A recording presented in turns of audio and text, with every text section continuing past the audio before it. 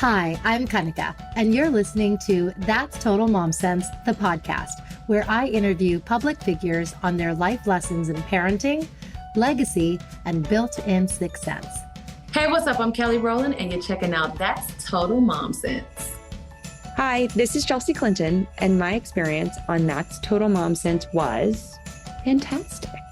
It's me, Bobby Brown. Can't wait to share my story.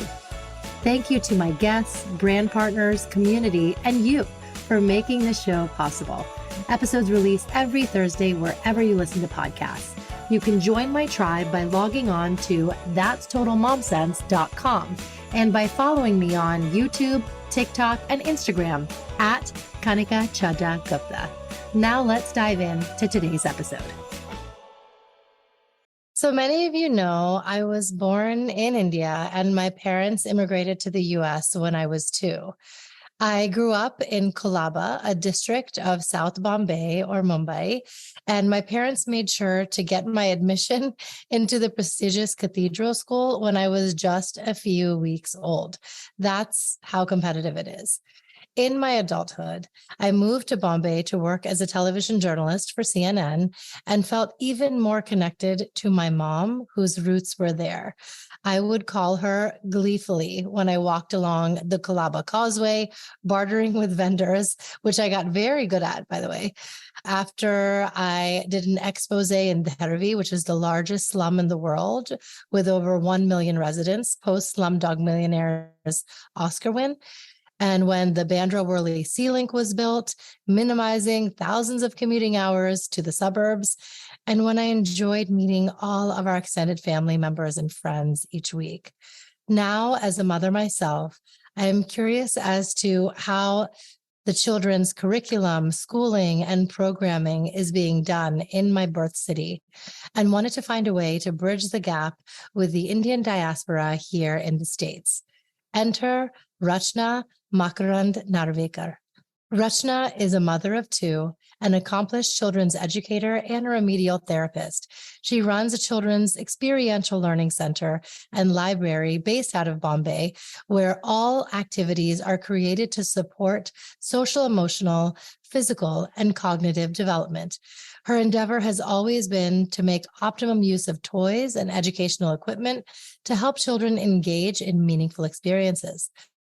Rachna is the curriculum and pedagogy expert at Playdate, which is a platform that helps parents discover activities, classes, events, and learning-based products for their kids.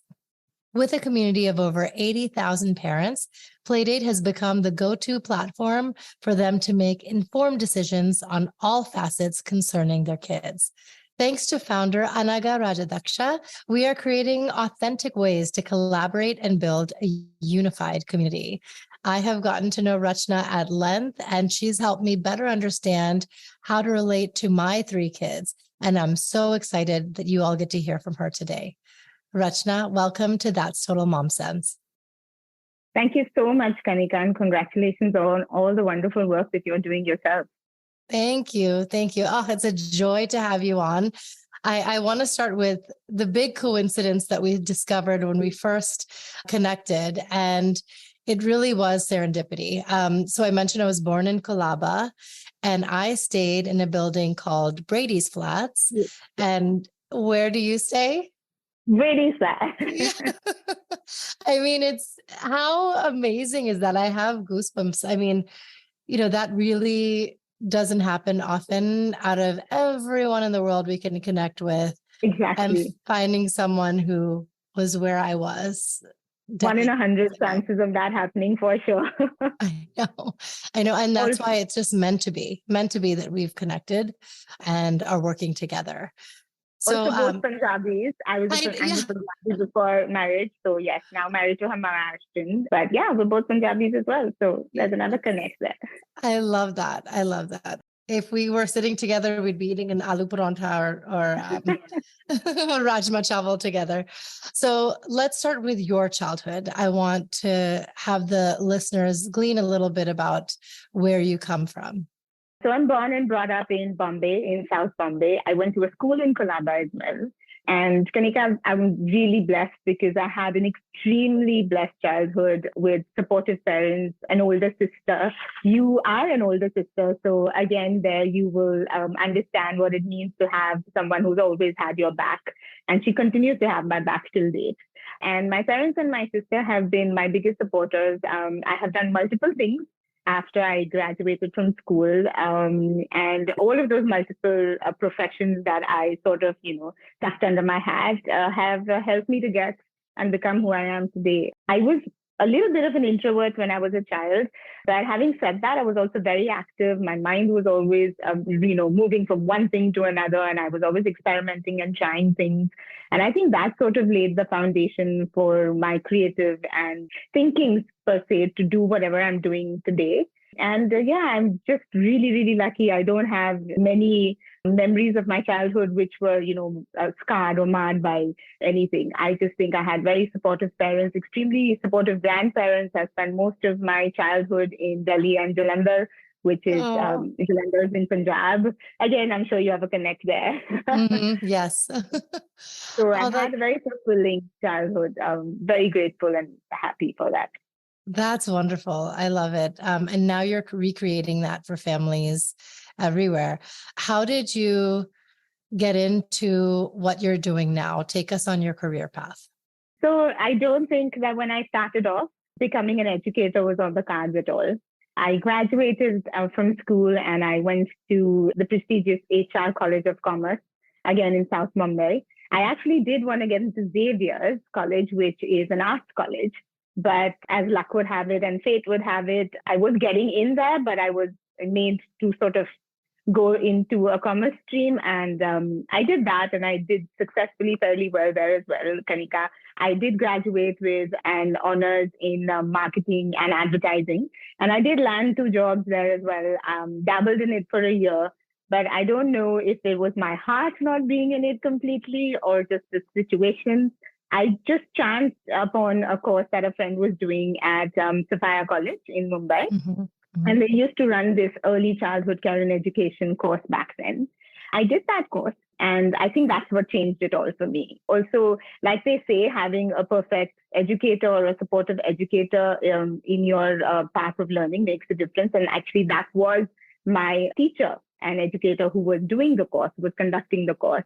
She was one of the major reasons for me wanting to pursue that. And yes, before I had completed, I had 2 jobs, one with an NGO and one with a mainstream nursery. So I decided to go ahead and pursue that professionally. Before that, I actually also did a course in fashion designing. So I am a qualified fashion designer as well.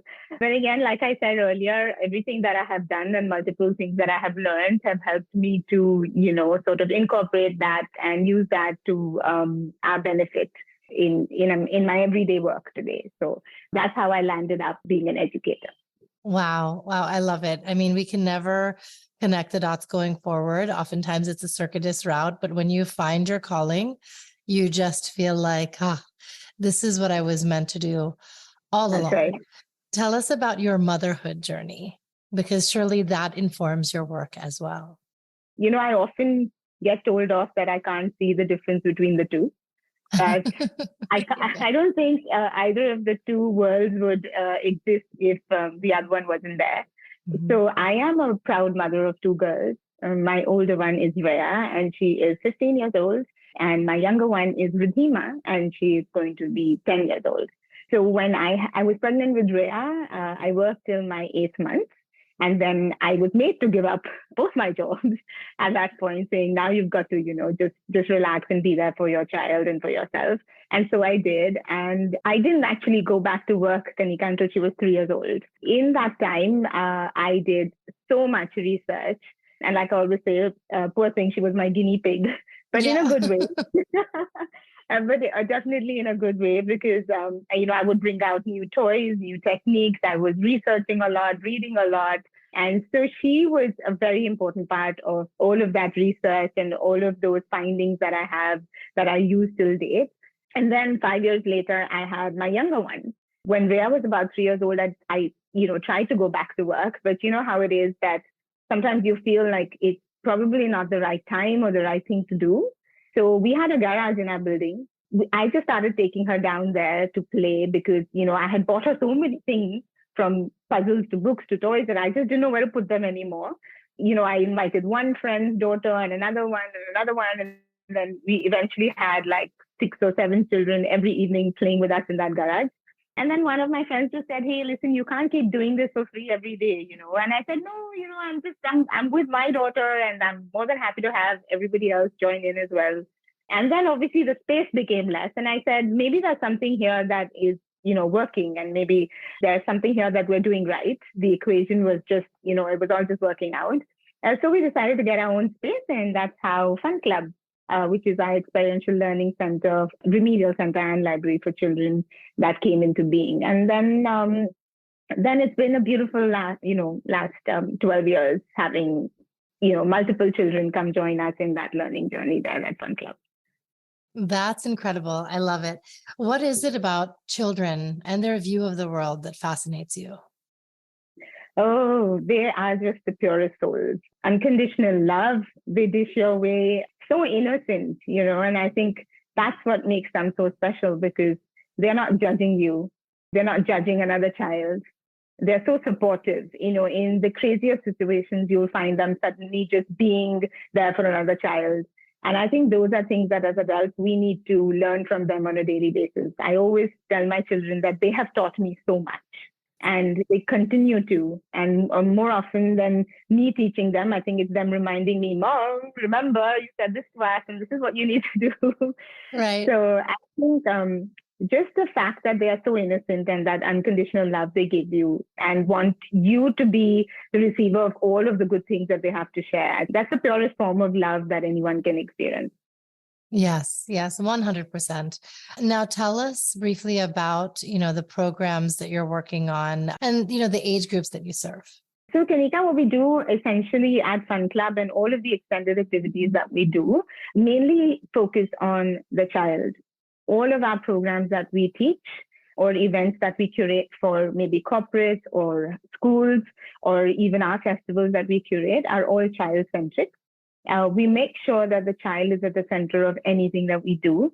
And having said that, that means that the activity has to be age appropriate. The activities have to be tried and tested.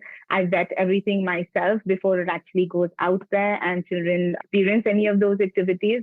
We also have a library. We have a fantastic collection of books that I have curated myself, and then also lots of authors, in the city and around India as well. I like to promote our Indian authors because some of them have, written fantastic books. So we have all of their books in the library as well. And we have children come in to us now. Actually, a lot of parents who are children who are just a year old have also started asking us, like, can we just come in and can we hang out? So it's a safe environment. It's a warm environment, Kanika, where parents and children both feel very comfortable to hang around, read a book, lounge on the beanbag, try their hand at a magnetic puzzle, or, just try playing with sand or different equipment that we have. So we do have children who come to us as young as 1-year-olds, and we do programs for children up to the age of 10.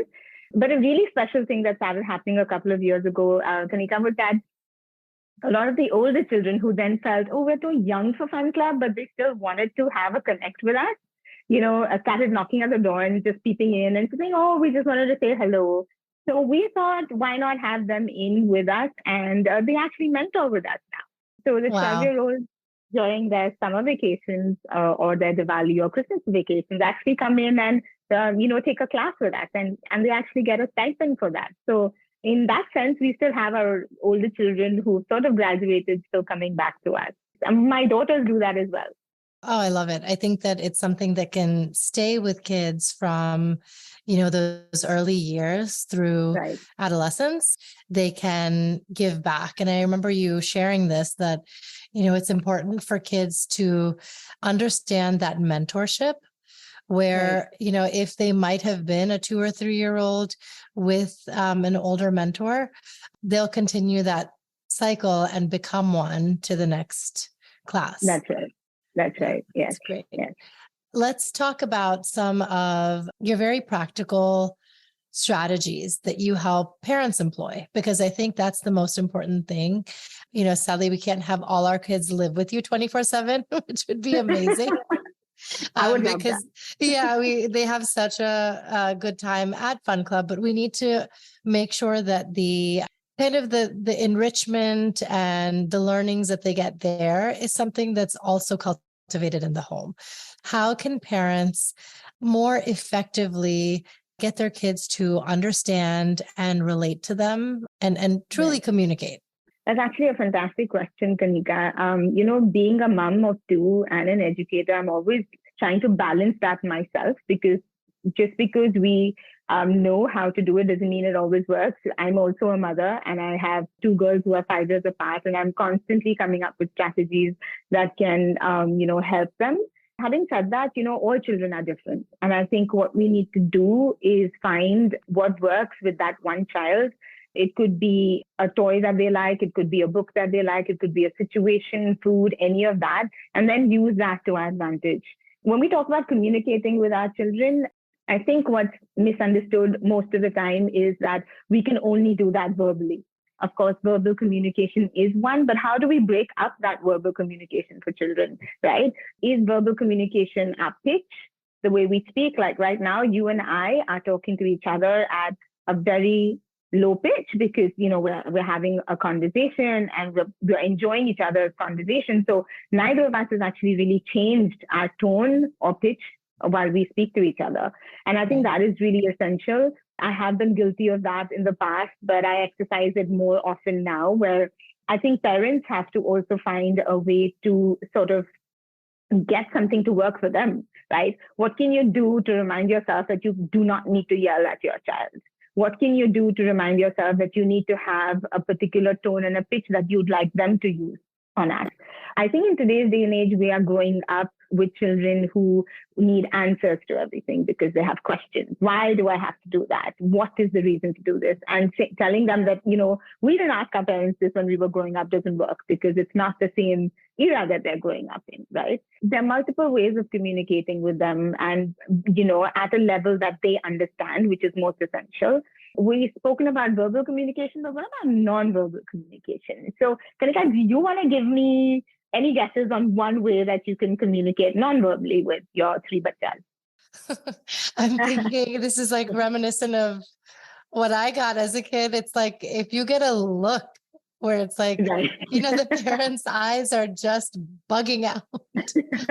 That means whatever you're doing, stop. Yeah, but that's a fairly good one. That's a really good one because having eye contact and knowing what that eye contact means is very, very essential for the children and for you as well. Because, Right. there are many times that the eye contact is also used in combination with verbal communication, where then it just defeats its purpose, right? So for us, yes, you're right, very right. The look was more than enough, and then we knew we had to not cross our boundaries. So also there's this thing about personal space. And when we talk about personal space, generally we don't connect it to communication at all.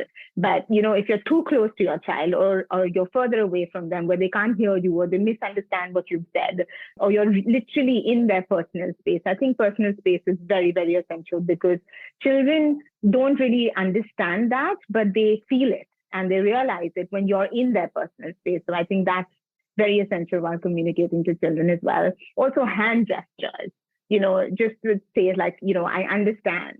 I'm here for you. I can hear you, but I'd like you to stop and take a moment and see where this conversation is going.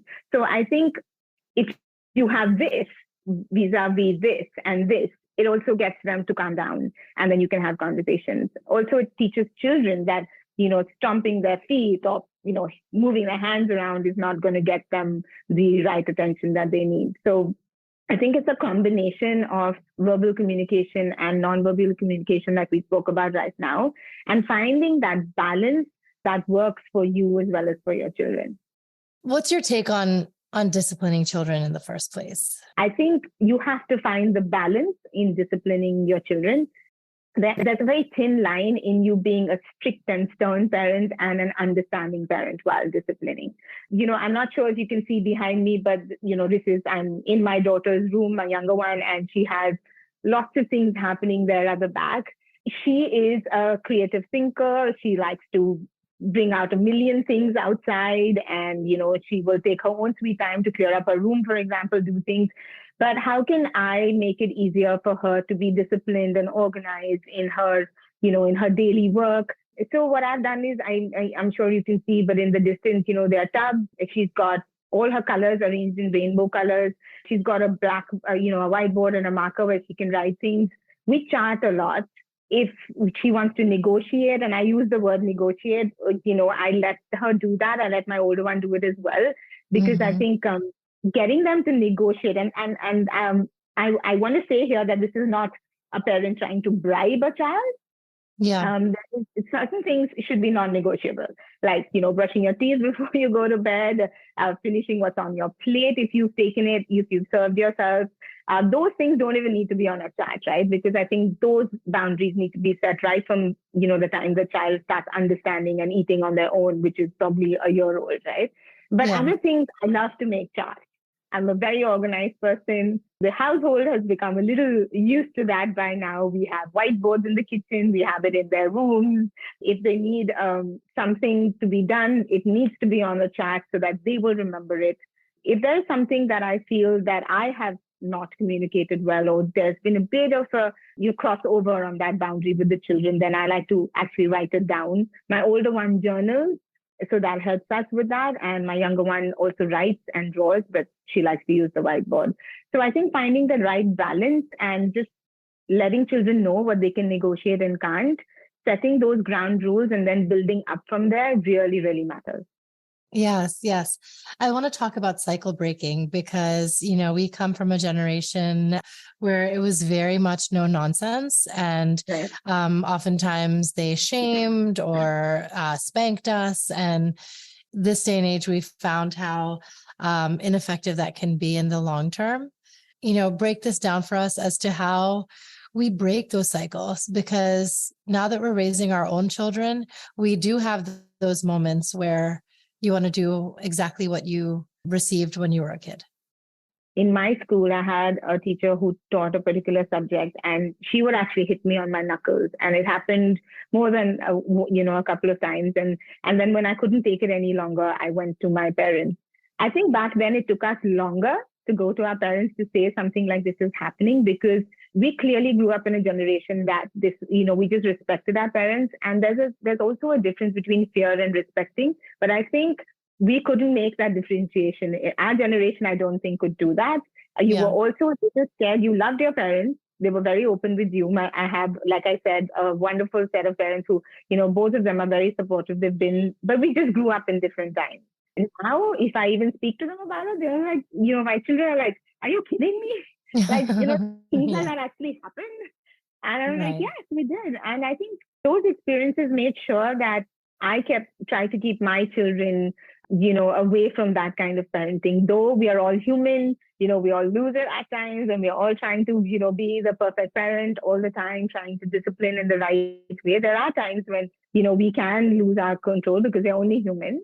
But I think that the most important thing here is that, and I always tell this to all of my parents as well, when they come and say, I can't communicate with my child anymore because they just feel I'm doing what happened to me when I was a child, right? So I think the key here is to recognize what your child requires and what is the way that you can communicate with them, and then get them to understand that.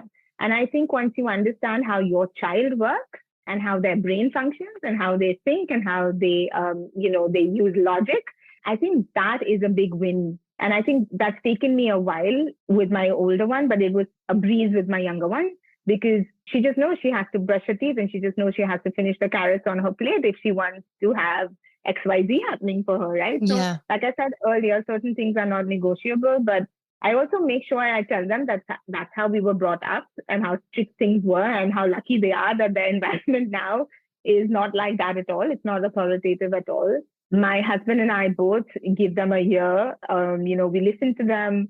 And like I always tell my older one, I think she gives me way more information than I need sometimes. Yes. And then I have to say, I don't want to hear so much, but Yeah, that's the advice I always give all the parents is that, try and understand where your child is coming from and explain to them where you came from because it makes the whole process easier for them. I think then they're more grateful for the life that they are living and the liberties and, the genuine liberties that they have and how privileged they are to be living this life because we Right. surely, didn't have so many opportunities to express ourselves, talk about our feelings, tell our parents how I felt about something that they said to us, right? Giving an exam or studying or not watching television. We just listened. We never asked why. This generation is all about, but why do I have to listen to you? And why? This doesn't make sense. I want to get into emotional regulation because I think that's another component of it where, we need their buy-in, but oftentimes we don't get it and both parties are triggered. Let's say a kid doesn't want to go to school that day. They, throw a tantrum in the morning and say, I don't want to go. And parents just get so flustered when we Right. are rushing out of the house. Getting out of the house is a project in itself. When you have small kids, like getting the shoes on and, let's chop, finish your food and let's go. So if a meltdown happens at that time, I feel like it's even more high stress because they have to Right. get there on time. So Right. how would you navigate this scenario? Also, Kanika, I hate to burst the bubble, but it doesn't get better to get them out of the house even when they're older. It's a very complicated project then. But no, yes, I totally understand. And also, there are lots of last minute things that completely throw off your plan right before you're getting out. And especially if you've got more than one child to get out of that door. So, as adults, we have learned to understand what we're feeling. We've learned to categorize them. We've learned to use them to our advantage or maybe disadvantage sometimes when we can't control our emotions, right? We often find ourselves telling somebody, listen, behave yourself, right? And especially a child, can you behave yourself, right? So Right. that's what the child is doing at that moment. The child is behaving like himself. He is not behaving like what you Somebody expect him else. Yeah. right? Yeah. Yeah. So that is literally it's a crazy thing to actually tell a child or tell anybody. And this I only realized in my parenting journey and journey as an educator, honestly, Kanika. I think the most essential part here is to help children to actually accept what they are feeling, to categorize how they feel, and then to actually execute how they would actually act on those feelings. So this is like an emotion wheel. And you can see it's actually black and white right now. But, I'm pulling things out of my magic box. It's very famous actually with me and all of the kids. We always pull things out. They don't know what's going to come out next. So I have a little marker here. I love to use a lot of these charts and I love to laminate them, Kanika, because then you can reuse them multiple times with your children. And so I'm just going to call them out. Do you want to try and actually read it even though it's mirror? Do you want to try that exercise? It's good for Yeah. both your Yeah. sides of your group. Absolutely. And I want to do it through the lens of the child. Sure. Let's do Okay. that. So, Yeah. Because they're going to school. Okay. Could you read that? Yes. It's fear, trust, joy, surprise, sadness, shy, mixed, and anger. Perfect. Good job. Okay. I'm impressed. Yeah. Yeah. I love All it. right. So this is how we would actually react to a child who's actually accomplished the task because it was not what your brain was expecting, right? This was something else that you thought would be coming out or I would ask you to do. And that's exactly what happens to children, right? So can you tell me right now, Kanika, what are you feeling? Like which one of this describes you and how you're feeling right now? I guess I'm feeling shy Okay. and mixed. All right. Okay. So when you say shy and mixed, shy is that do you not want to go to school? Is that why you're feeling shy? Yes, because, it's back to school season and I don't know which teacher I'm going to have. I'm not sure if my friends are going to talk to me.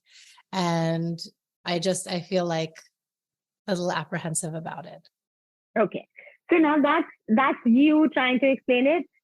And that's what's going on in your child's head. But our children can't articulate like us. And so Yeah. that's why when you said mixed, right? So what I'm going to do is what we ask the children to do is I'm going to actually color it in. Okay. And the reason I've taken the red marker is because red, like we say, a red flag, it's anger. It's not a color that we use for calmness or for something that we're liking. We would use different colors. And so I'm going ahead and then we will say, okay, can you just color it in, right?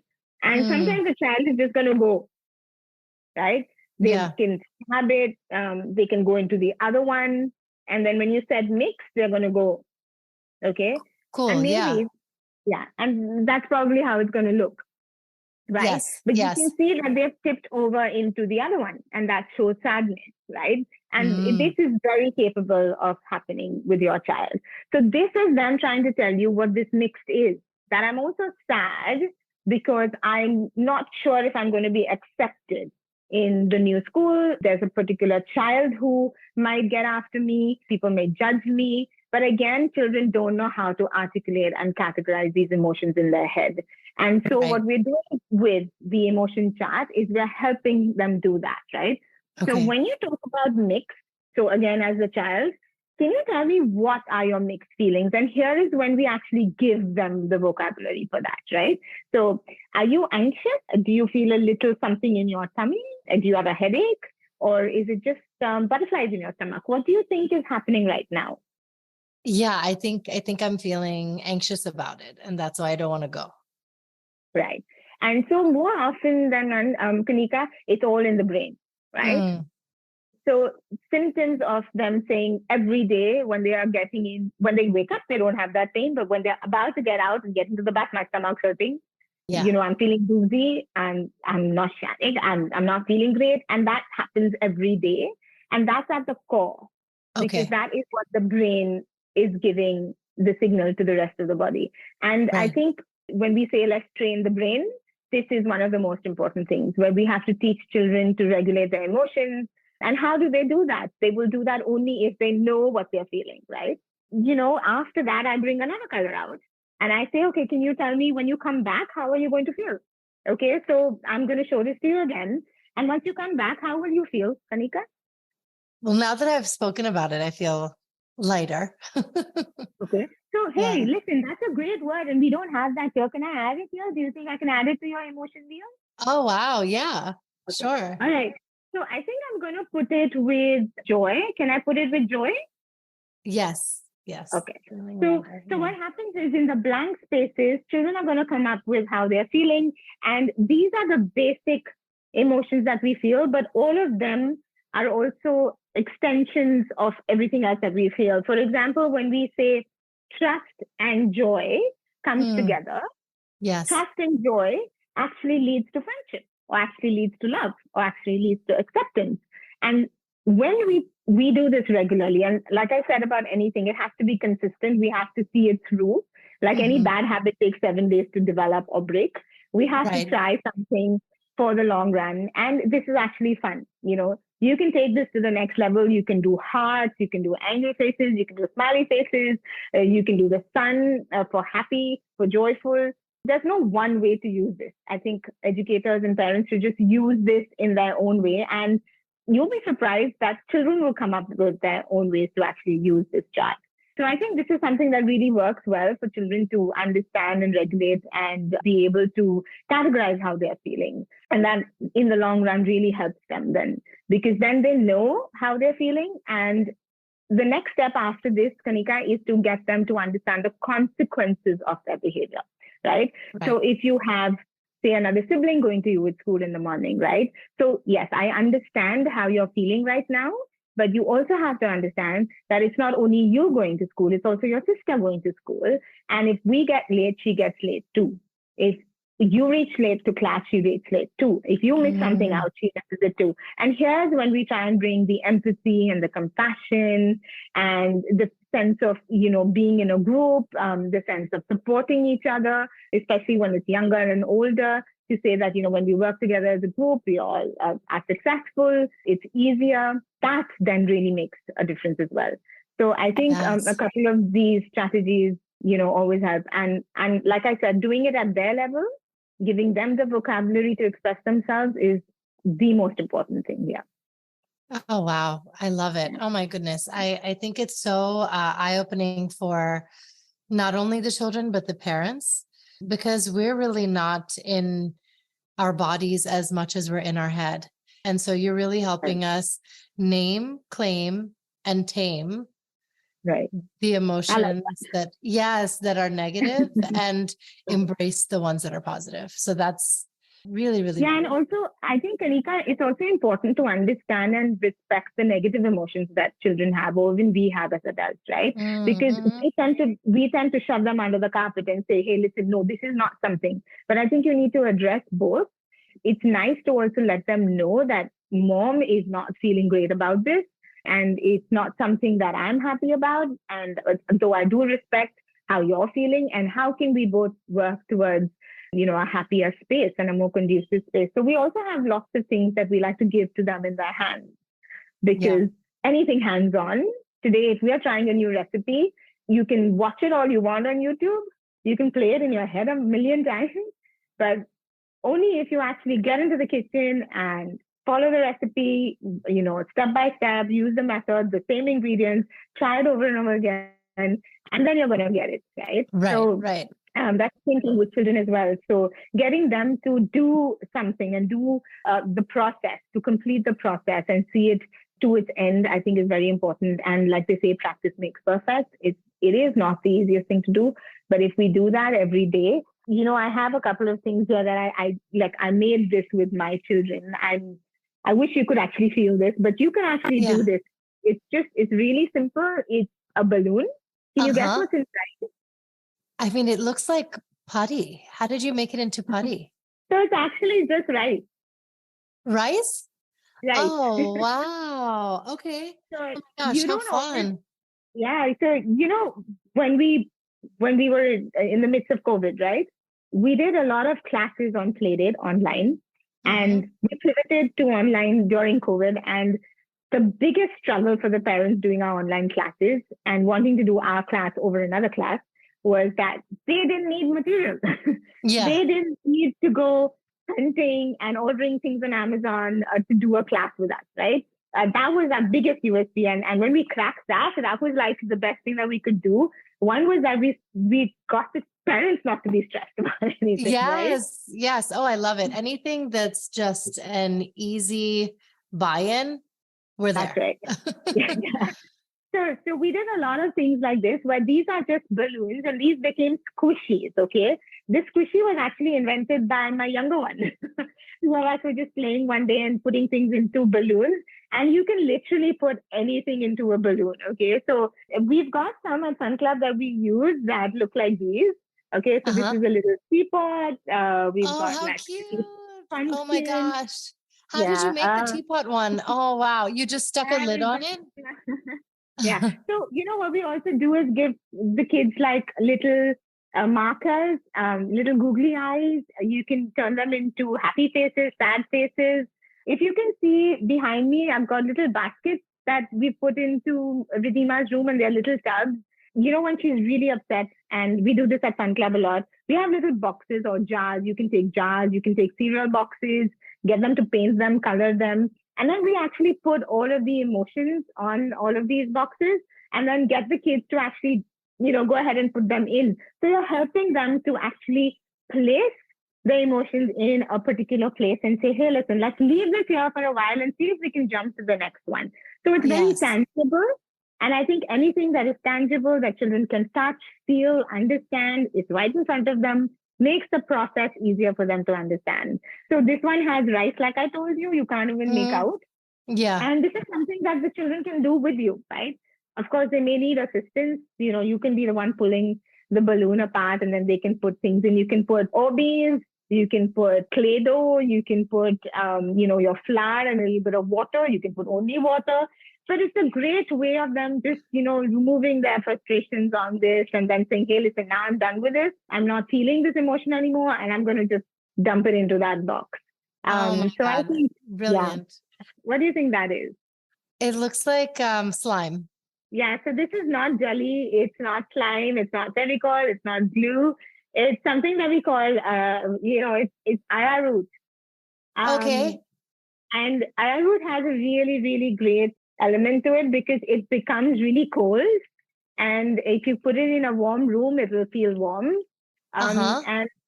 And so when we put this in, so this particular one we did because we had Watermelon Day a couple of days ago at Fun Club, and everything was about watermelons, right? So this was one of the squishies we did, but of course we put it into a bag, and we use this a lot to get children to calm down. It's Mm-hmm. also very effective for eye-hand coordination, for them to do their counting, for them to get a lot of exercise for their wrist and their hands, which again leads to good writing skills. I'm just going to hold it. I hope I can do this here. And we try and make the face, right? So if you squish it around, can you see now? It has a little circle Yes. that we Yeah. managed. So one of the children actually did this. And I said, why is one eye straight and one eye? They said they're winking now. Okay. Yeah. So I said, okay, so the mood changed. And then they try and put the rest of them to get a smiley. And one child actually just went, and that was it. And then you realize that, they are feeling something and they're removing it on this. I rather have children express themselves on a bag filled with a mixture that they can maneuver their way. This is in their control. And this Right. is how they are telling you how they are feeling, right? Because what they do with this bag is what you should realize what they're feeling. Because like I said, anything that they cannot control makes children very uneasy. Yes. This is something that they can control. The way they express themselves is what they can control. It's just us having to let them know that there's a way that they need to regulate that and what is okay and what's not okay. So I think these are a Right. couple of things that, even our moms out there or dads out there, we have a lot of dads who ask for advice and just pop into Fun Club and want to know what was that particular activity that you did. And of course, the children who come to Fun Club, we always send it home and we send a little note to them so that the parents know how to, reuse those things. I also have sand. Sand is one of the most amazing things that you can introduce your child to. And if you fear that they're going to put them in their mouth, you can use semolina, which we say suji. Yes. You can roast it. You can roast it, put it into a bag, boxes, bottles, whatever you like. A great activity for mindfulness, again, to regulate their emotions, just to calm them down, to get them to listen to their own heartbeat, to just, concentrate on an activity, Wow. Oh, I so love we're just it. watching how the sand moves. Again, you can add a stuff. I use this as an emotion bag all the time. So you can have different things from pom-poms to Orbeez and everything and say, okay, so how am I feeling? I'm going to keep putting things into my bag, right? And sometimes the bag just fills up. Yes. And then you're Yeah. like, okay, now how can we empty out all of this, load on our head? I don't think I want this on my head. So, just dramatizing it with the children, trying to explain to them how you can bottle up everything, how you can just open it all up and take it out. Talking to someone helps, sharing with somebody else helps. And that's how, we use different techniques with them to get them to actually talk about how they're feeling. Yes. Yes. Oh, that's excellent. And can you kind of dive into bullying and any strategies that we can use to talk about it, prevent it when it's happening at home or in the school? That's actually a very relevant question, Kanika, because I think that bullying happens at every level. We generally used to hear about bullying and ragging in colleges, but as much as we know children are innocent and, really caring and empathetic, they can also mirror a lot of behavior that they see around them. It could be at their home, it could be in the school bus, it could be another child's parent. And children don't actually understand what they're doing. They are more often just mirroring somebody else's way of talking or, disciplining. So sometimes, just to give you an example, we had a case which is very close to me personally, where this child was constantly being bullied at school. Actually, she was a very popular child. And their bullying was happening because everybody wanted her in her group, in her tribe, in her desk, at her lunch bench. And what happened is that even though this child was really popular, one of those children who everybody wanted to be around was getting pushed around. And what happened in the bargain is that this child was, cornered by all groups in her classroom. And they were actually doing mean things. And sometimes children tend to be mean. We always say that children can't, and they're like, because they don't understand what they're doing, right? And I think sometimes there are parents who say, hey, listen, if this child isn't playing with you, no matter, don't worry about it, go play with somebody else. And, oh, that one has this toy, you should go play with her more. It's also a lot of what they get from us. Sometimes domestic help. Kanika, we're in a place, especially in India now, where we have the liberty of having 2, 3, 4 nannies sometimes. Some parents have a nanny for each child. Yeah. It could be twins and they still have 2 nannies walking around. And those nannies may not be, on the same page as you in terms of parenting or speaking. And then that child will go out and do the exact same thing outside. So I think in terms of bullying, it's very, very essential to be in tandem with the school and to make sure that your child has that confidence and that channel of communication going with you where they are able to express and tell you, this is what's going on. Of course, it takes time. Any child who has even the best rapport with you is going to take a couple of days, but there are signs that we can look out for, right? Yeah. One is what you mentioned earlier, Kanika, is that the child just doesn't want to go to school. There could be that. Or the favorite class suddenly the child doesn't want to go to. Or the best friend that the child suddenly doesn't want to play with. So these are all signs. And I think as parents and educators, we need to look out for those signs. And sometimes those signs are right in our face, and we miss them. But if you see a pattern happening for more than 2 days, I would say that's the red flag for you. For example, if my daughter who loves to play with her friend every day suddenly says, hey, listen, I don't want to meet her anymore. And, she's being mean to me. I don't think that, she needs to be my friend anymore. But why? Is there something that happened? And that's when we can start talking about it, give her a piece of paper, let her draw it, talk about it. I think, we need to be equipped with lots of tools to facilitate that for our child so that they have a, ready communication channel. And looking out for, like I said, those red flags is very, very essential. And then obviously we need to, sometimes we say we don't want to be a part of that conversation with another mom. But I think you should know when you should be having that conversation with that other mom. There are certain times where I think we should let our children fight their own battles. But I think when it gets out of hand, then it's important for us to first go to the school if it's happening at school, or to the extracurricular teacher or the camp teacher. But then if that doesn't help, then I think it is okay for one mom to talk to the other mom, because sometimes it's not the intention of the other child as well. They're just mirroring, another behavior of another person. Mostly. Exactly. Right. No, that makes sense. And then switching gears, I wanted to talk about creating a healthy digital environment for the kids, because we all know that screen time has become just so prevalent in our lives. And I mean, even as parents, we're so guilty of being attached to our phones. So how can we create some boundaries for the family where we, don't get so sucked in? So, one thing I love to say is monkey see, monkey do. Yeah. Whether it's inculcating a good reading habit or to break the habit of digital devices, I think what we do and how we behave and how we act in front of our children is exactly what they're going to do. I have a constant fight with my husband on this because he doesn't have one phone, he has 3. And then he's constantly on it.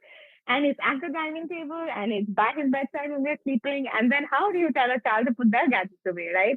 So I have a couple of rules, and yes, here I have rules. So, just a couple of weeks ago, I had the opportunity of writing a guest column for Hindustan Times on parenting in the digital age, there are a couple of things that, I had put down in that article that I think really works or should work for parents. One is definitely laying some ground rules down where no devices first thing in the morning, because genuinely that is not good for your brain. Your brain seeks the distraction the minute it sees things in motion, right? Why do we like to watch television? Why do we want to watch a cartoon? And this is scientifically proven. I have done for the last 2 years a little bit of research on the brain and how it's changing its structure constantly, Kanika. And I think that all the books that I've read and all the information that I've collected all circles down to the fact that the brain actually then seeks that distraction. So it's very important to also state facts to the children. And in this age of I will Google it, let them Google that one thing for 5 minutes and then find out if, what you're saying is right or no. The other thing is that, like I said, rules, I like to put, again, I love to put charts and I love to write things down. So we do have these charts that we use even at Fun Club. And I've, helped a lot of parents with it as well. We have it at home as well, where is that space in your house that you cannot use the gadget, right? And that is not negotiable. And there has to be a consequence to that. It could be, you're the one who's clearing the dishes today. You're the one who's cleaning the dishes today if you don't adhere to that, right? So one definite space is the dining table, because, in our Indian Ayurveda, how do we eat? What are we supposed to do? We're supposed to eat with all our senses, right? And if you're on a gadget, there goes all of your concentration on the senses, right? So no gadgets at the dining table, no gadgets at bedtime. You have to read. So that means we have to, right? Yeah, exactly. Yeah. And research shows that whatever you read or whatever you talk about or experience the first half an hour, 20 minutes before you sleep is what you're going to think of, your subconscious. And that's how you're going to wake up in the morning, right? At that time as well, no gadgets while waking up, because that's definitely not good for our brain. So certain rules need to be laid down. And I think giving them options. It's easier to say, it's like how when a child, we feel, misbehaves, it's the behavior that needs correction. It's not the child. And that is very, very important, because we often say, good girl, good girl, like good boy. What is that even supposed to mean? I am a good child. It's just that right now I'm feeling like a mix of emotions and I'm behaving in a certain way. So I think it's very important to also acknowledge and let children know that it's the behavior that we want to be corrected and not them, because then that's what leads to low self-esteem and confidence, and they're not happy about who they are. And we definitely don't want that happening. Do you think we can have family game nights, right? We have family game night and family movie nights, where I prefer them to watch it on the big screen vis-a-vis sit on their laptops or iPads. So just having options for them to go to instead of this, because just saying, hey, listen, I want you to stop watching, or I want you to put your phone down. Even for us, sometimes it's difficult, right? One thing I do with my younger one a lot, and it works like a charm, is where I said, you come up with how much time you think you can do. So she said 2 hours. And I said, okay, let's negotiate. So it's come down to 30 minutes. And she puts a timer on her iPad. When it buzzes, she has to put it off. If she doesn't, then she get it the next day. So I think it's very essential and important for us to also ask them what those rules are, so that it's come from them, and then there's no negotiating that. Right. So making them a part of the entire process again, getting them to put the ground rules down and say, hey, listen, you were the one who came up with this in the first place. So, you've got to adhere to it. Again, cooking with them, baking with them, gardening with them. I do that very often. We've planted chilies and tomatoes and potatoes. Some things went wrong, some things didn't, but then at least there's something to look forward to, right? Every day. That's distracting them and giving them not much time to think about something else. I think that's our duty, to actually give them another option, because you can't just tell them don't do that. It doesn't work. That's so enlightening. I love it. Let's go back to your motherhood journey. So tell us a mom sense moment that you've had, one where you kind of blindly trusted that intuition. Being an educator, I have a lot of weight on my shoulders. Even my husband doesn't question what I'm doing for the children or what classes they're doing. Of course, he does have a great part to play. He's always saying, hey, listen, can they try this and can they try that? So I decided to move both my children out of a school that they were in. It was a fab school. My older one was there till grade 7. My younger one did 2 years, 3 years there. And then, of course, COVID hit and things changed. But I just felt that both of them needed something else in life. They needed another environment. They needed another push. Not saying that school is not a great school. It was a good school for us. It's a good school for many children now. Lots of children flourishing there. But I don't think that was working out for my children. And that was a very difficult decision to make. And especially during COVID, because everybody was just like, oh, but anyway, you don't know what a school's going to do because everything is online. And, some teachers are able to do it, some aren't. So you can't make a correct assessment of what's happening in schools. But I did. And that was just a gut feeling. That gut feeling when you know that you're doing something right. Obviously, it comes with that anxiety and anxiousness of, oh my God, have I made the right decision? But a year later, it was the best decision I could have made for both of them, because they both, I think, turning into the human beings that I would have seen them turning into, and all of the experiences that they have got, both good and bad. I think that in hindsight, I think that was the right decision to make. And I'm so relieved, if I can use that word, and grateful that it did work out, because that was entirely my decision. And I did actually ask them if they were okay with it. They had to think about it, and they did, and they said yes. And that's when I took the decision. Oh, amazing. Tell us, is there a quote or a mantra that you live by? You know, my grandfather always said that if you do something, do it with your whole heart. You know, do it in a way that you are not cheating yourself. It could be any small or big task, and don't think you can't do anything. And the only person stopping you from achieving your dreams or your aspirations or your goals in life is you. Because there will be 100 obstacles, there will be 100 excuses that come up. It's up to you to be able to see it to the end. It's up to you to be able to accomplish and achieve that goal, because nobody else can do it with you. And I think that's what I try and tell my girls every day as well, that, you know, you can't blame somebody else for something that you couldn't achieve or you couldn't see through. Yes. So yeah, I think that would be that. Yeah, that would be it. Excellent. Well, this wraps up our interview. Where can my listeners find you and take your classes? So I am on Instagram. I'm on LinkedIn. We have a page called Rachna's Fun Club on Instagram as well. And mine is Racha Narwekar. Parents can find me there. You can DM me. We also have an email ID and a link, actually, which maybe you can share, Kanika, with your listeners. Yes. I'm going to link to Rachna's page on Playdate. And using that, you get a special discount, and you can log into this virtual platform anywhere. So you don't have to be India based. You can be in the US, UK, Canada to take her virtual classes. Yeah. And, you know, Kanika, when you say anywhere, during COVID, that's what we did do. And also because I am a coach for children with learning difficulties, we do a lot of remedial work. And we've done a lot of successful remedial classes for children online who are not physically present in the same city as me. That was a big thing for me, that it worked, because, you know, there's some connect that I'm able to make with children. And I am so grateful for that, because it takes me probably 15 minutes into a conversation with a child, even if it's online. And there have been so many success stories there, which all there on Playdate as well to experience and watch. Parents can reach me there as well, and I would love to have a chat with them. Amazing. Rachna, you are such a joy. Thank you so much for illuminating us with all your wisdom and practical strategies that we can employ. I feel even more confident as a parent in how to relate to my children after meeting you. So thank you so much. Thank you so much, Kanika. You made this entire process really easy, though, I have to say. You have such a beautiful ability to put the other person at ease.